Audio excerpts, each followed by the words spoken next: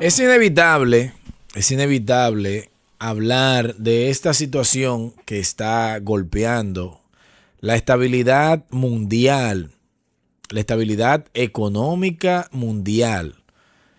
Es este evento que, ¿cómo lo pudiéramos llamar? Un evento bélico catastrófico para las aspiraciones futuras de las civilizaciones que han poblado el mundo. Creo que en tanta historia de guerras, creo que no había una guerra en el escenario de la historia que pudiera causar tantos daños económicos como esta. Obviamente, hemos tenido grandes guerras, incluyendo la Primera y la Segunda Guerra Mundial, que generaron muchas pérdidas de vidas, lamentables pérdidas que están ahí en los anales de la historia. Pero hemos visto lo que ha acontecido solamente en 4 semanas y entendemos que si este evento se prolonga más en el tiempo, entonces los daños van a ser incalculables. Porque, por ejemplo, cuando Irán toma la determinación de cerrar el estrecho de Hormuz, por donde pasa una gran cantidad del petróleo del mundo, específicamente el 20%, se tiene el cálculo, pero de ese 20%, el 80, el 90% va dirigido a países como Japón, la India, China, que son países de Asia. Entonces entendemos el daño inminente que inmediatamente causa esta iniciativa por parte de Irán. ¿Tenía esto planificado el gobierno de los Estados Unidos que podría tener este tipo de consecuencias? Lo dudamos, porque esto causa un efecto inclusive a la economía norteamericana, que ya estamos viendo las alzas en los diferentes derivados del petróleo. Aquí hemos visto cómo los aliados que ya Donald Trump le había solicitado ayuda para que pudieran mediar en este conflicto, que no le vemos bajadero, no le vemos negociación, porque Trump actualmente establece que está ahora mismo dando una tregua de 5 días para mantener las conversaciones, pero inmediatamente Irán da sus declaraciones y dice que no han tenido ningún tipo de conversación con Donald Trump.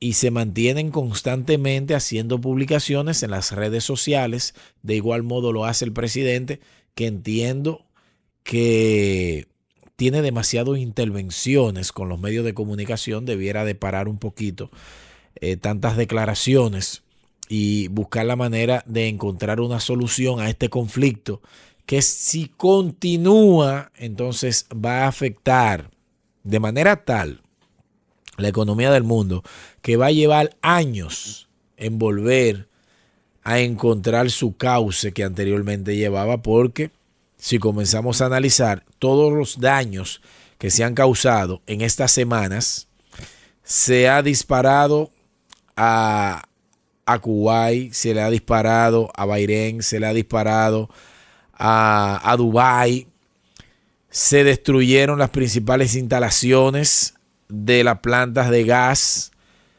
que son el principal yacimiento del mundo.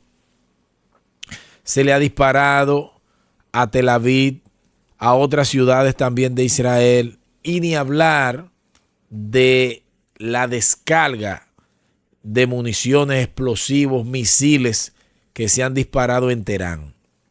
Entonces, cuando hablamos de que esta parte del mundo, me refiero a Medio Oriente, es la parte principal en lo que tiene que ver con la producción de petróleo, que el petróleo es el mineral que mueve el mundo, porque cuando comenzamos a mirar la cantidad de derivados que tiene el petróleo, comenzamos a analizar esas torres de la refinería que van sacando el gas licuado de petróleo primero, luego sacan la gasolina, luego sacan el queroseno, luego sacan el etanol, que en siendo derivados, una gran cantidad de derivados del petróleo que inciden directamente en la vida del ser humano.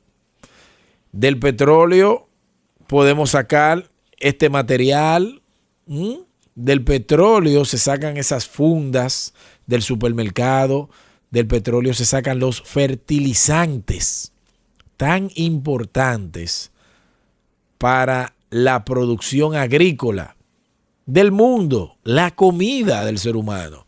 O sea, cuando comenzamos a analizar los efectos de este conflicto bélico, entonces vamos entendiendo de qué manera esto va a impactar en la población mundial. República Dominicana, que es el país que nos corresponde, en esta semana estuvimos viendo el aumento inmediatamente en esos derivados del petróleo, específicamente en la gasolina, en el diésel también, un aumento muy, muy pronunciado. Fueron 10 pesos que se le aumentó al galón de cada uno de estos derivados. Y eso inmediatamente va a repercutir en la economía porque todo lo que se transporta de manera terrestre necesita combustible. Y si el transportista experimenta un incremento en el combustible, inmediatamente se lo va a traducir también en el costo del transporte. Si el transporte entonces aumenta, los productores, para movilizar su mercancía, también le van a aplicar ese aumento. Y ese aumento entonces va a llegar de manera directa al consumidor final, que somos nosotros. Y entonces eso ya encarece el poder adquisitivo, porque lo que usted compraba anteriormente con 10 pesos, entonces ya va a tener que buscar 20 por la misma cantidad y quizás menos. Entonces todo eso va encareciendo nuestra calidad de vida. Yo tengo un video que yo lo voy a poner ahora. No un video, un audio. Que fue un audio de un comercial que hacía el actual ministro de Interior y Policía, Ito Bisonó, que hablaba del alza de los combustibles. Y él aplicaba una dichosa fórmula. Y esa fórmula le daba como resultado que solamente en impuestos nosotros pagábamos el 50% cuando consumíamos un galón de gasolina. ¿Por qué dejo esto sobre la mesa? Porque ahora con el aumento de la gasolina y este conflicto que no sabemos cuándo se va a acabar, los comerciantes de combustible en República Dominicana, el pueblo debe de ponerle ojos, porque ellos no van a sacrificar su bolsillo. Y le importa un pepino que el pueblo dominicano sufra de manera directa y de manera cruel los aumentos del combustible. Va a justificar los aumentos del combustible a nivel mundial, pero nunca va a sacrificar el bolsillo de él. Y ahora que Ito Bisonó está en el gobierno, me hubiera gustado saber qué fórmula entonces él va a agregarle a esa ecuación para ver de qué manera ese 50% de esos impuestos, entonces esos comerciantes hacen un sacrificio, cosa que dudo, porque eso es una quimera, porque nunca lo van a hacer.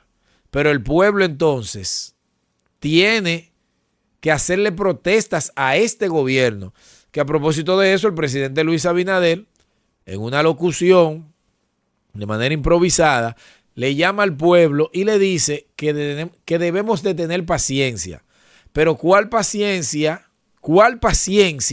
vamos a tener nosotros si cuando el petróleo a nivel mundial se cotizaba $60 el barril, la gasolina entonces tenía unos impuestos que daban como resultado un precio muy divorciado de la realidad de los costos internacionales del barril de petróleo? O sea, estábamos pagando una gasolina bastante cara. Entonces yo le voy a poner el audio de Ito porque lo que me da es risa, para que ustedes vean el ridículo que hacen estos políticos cuando tienen el deseo de ganar, la ambición de ganar, que entran en un laberinto de mentiras y gracias a Dios hoy día todas las porquerías que estos políticos hablan en campaña se quedan grabadas y luego entonces se la dejamos caer arriba de la mesa para que le dé vergüenza, si es que tienen vergüenza. Oigan esto, oigan esto, oigan ahí, oigan esto. ¿Sabes cuánto te quitan de impuestos aproximadamente por la gasolina que tú echas al año?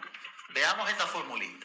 Impuestos anuales, monto semanal echado por 4 semanas, multiplicado por 12 meses, dividido entre 2 porque es aproximadamente un 50%.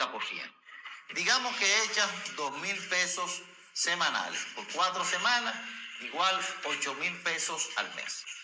8,000 pesos por 12 meses es igual a 96,000 pesos en el año.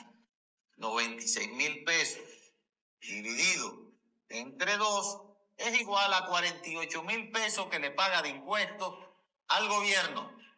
Quiere decir que tú eres dueño de la refinería y no lo sabes. Haz tu propia fórmula. Oigan eso.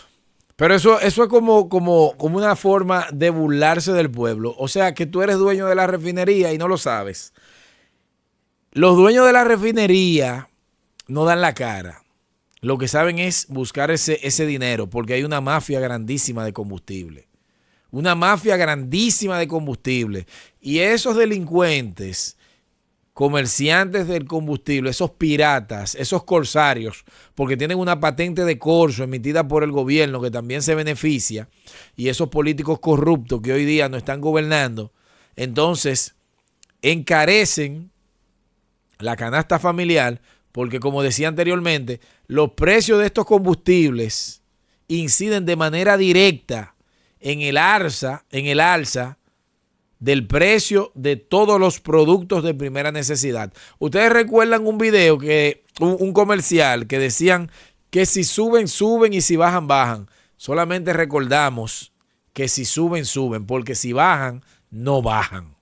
No bajan. Así que esa paciencia que nos solicita el presidente Abinader, yo creo que no es momento de paciencia, es momento de resolver. Y que se quede claro, esto no es cuestión de politiquería. Esto no es cuestión de hacer una oposición de manera absurda, porque estamos hablando de la situación de un pueblo. Esto es cuestión de tener conciencia y hacerle entender a este gobierno que no es cuestión de paciencia, es cuestión de bajarle los impuestos a la gasolina, esos impuestos que van solamente a beneficio de un grupito para enriquecer los bolsillos de esos que invirtieron en un momento en la campaña de Luis Abinader. Así que ya ustedes saben, mi gente, manténganse en sintonía con nosotros, compartan, comenten y síganse suscribiendo a este canal que es Estado de Derecho TV.